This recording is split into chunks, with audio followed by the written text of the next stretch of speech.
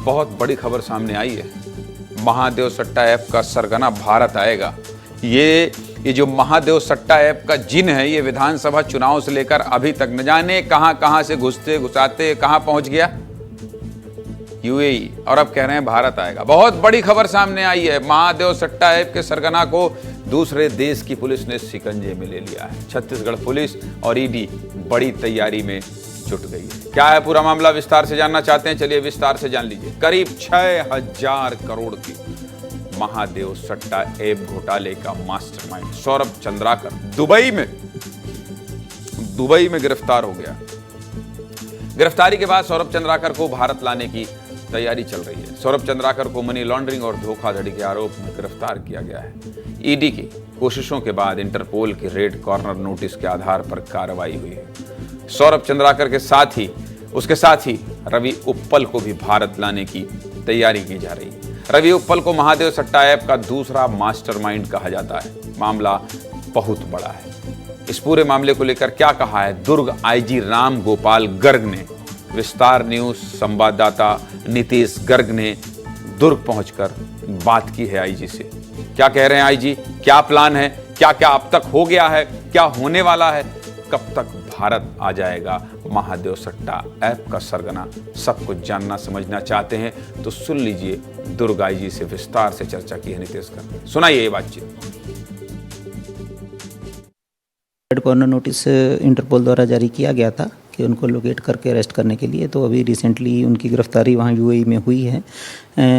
इसके तारतम्य में अब नेक्स्ट प्रोसेस उनको भारत लाने के लिए एक्स्ट्राडिशन प्रोसेस चलेगी, जिसमें छत्तीसगढ़ पुलिस की तरफ से हमने भी माननीय न्यायालय के से अनुमति लेकर एक रिक्वेस्ट भेजी है, जो कि भारत सरकार के विदेश मंत्रालय के माध्यम से यूएई गवर्नमेंट को जाएगी।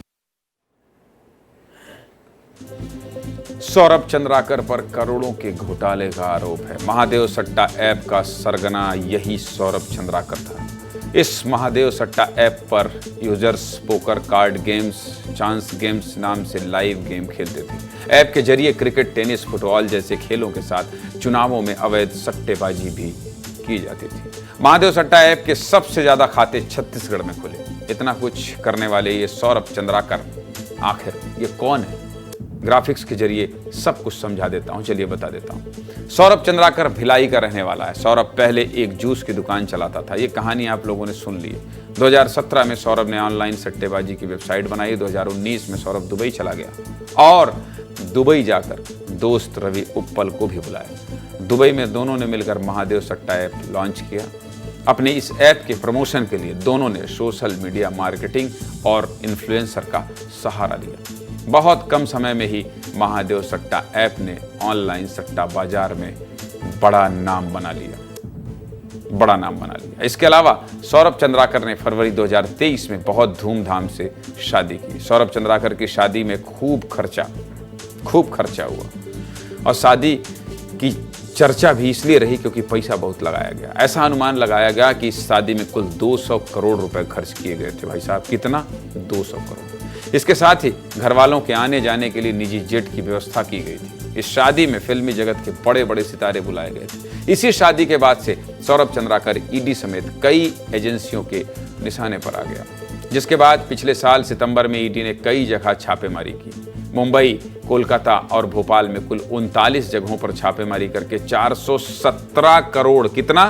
417 करोड़ रुपए की संपत्ति जब्त की गई थी। जब जांच आगे बढ़ी तो चंद्राकर के दो और साथी सामने आए। अनिल और सुनील दमानी नाम के व्यक्तियों ने भारत में इस नेटवर्क को चलाने में मदद की। आगे बात करेंगे, लेकिन पहले ये रिपोर्ट देख लीजिए, इसके बाद।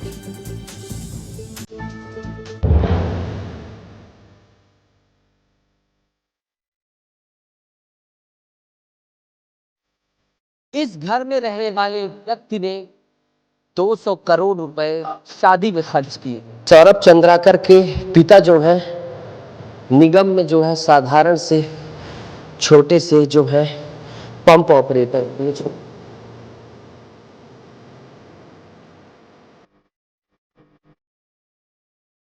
छोटी जगह का सामान्य सी गरीब पृष्ठभूमि का एक लड़का जो है सट्टे की दुनिया में घुसता है और बेताज बादशाह बन जाता है। दुकान को देख रहे हैं, ये वही दुकान है जहां से सौरभ चंद्राकर ने न्यू डाली थी ऑनलाइन बेटिंग। धीरे धीरे इसी जूस की दुकान से जो है, जो पूरा सट्टा है, जो ऐप है, जो वेबसाइट है, ये पूरे देश में फैलाने की साजिश की गई।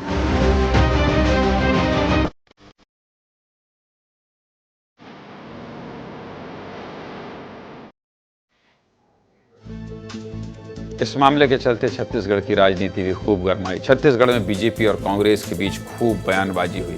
और इतना ही नहीं, महादेव सट्टा ऐप के मामले में ईओडब्ल्यू ने छत्तीसगढ़ के पूर्व मुख्यमंत्री भूपेश बघेल के खिलाफ एफआईआर भी दर्ज की। इस एफआईआर में पूर्व मुख्यमंत्री भूपेश बघेल, सौरभ चंद्राकर और रवि उप्पल समेत 16 अन्य लोगों का नाम शामिल किया गया था। इस पूरे मामले में पूर्व मुख्यमंत्री भूपेश बघेल के राजनीतिक सलाहकार विनोद वर्मा और उनके 2 एसडी से भी पूछताछ की गई। अब जब मामला फिर से गरमाया है तो क्या कह रहे हैं पूर्व मुख्यमंत्री भूपेश बघेल, ये भी सुन लीजिए, सुनाइए। गिरफ्तार करना अलग बात है, देश में लाना दूसरी बात है। और अभी तक के देश के जितने भगोड़े हैं उसको तो ला नहीं पाई। चाहे वो माल्या की बात करो, चाहे नीरव मोदी की बात करो, मोहिल चौकसी की बात करो, किसी की बात करो। सबसे बड़ी बात यह है कि ये सरकार महादेव सट्टा को बंद करना चाहती कि नहीं करना चाहती। डबल इंजन की सरकार, भारत सरकार से मैं ये पूछना चाहता हूँ, ये महादेव सट्टा बंद करना चाहते हैं कि नहीं करना चाहते हैं? गलत है तो बंद करें और कार्रवाई करें।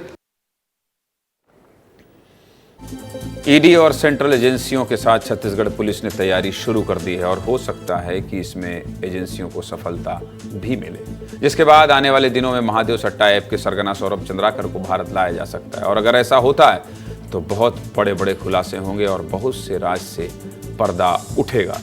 और क्या क्या हो सकता है, और क्या क्या हो सकता है मृगेन जी, और क्या क्या हो सकता है? जिस तरह से तेजी दिखाई जा रही है महादेव सट्टा ऐप के सरगना को लाने के लिए, वैसे क्या इस कवरेज का सरगना नितेश गर्ग भी आपके साथ है? अगर है तो आप दोनों बात कीजिए और पहले आप राजनीतिक इसके जो मायने हैं वो बताइए, फिर उसके बाद नितेश ने और क्या क्या कैमरे के पीछे देखा पाया है ये भी बताइए।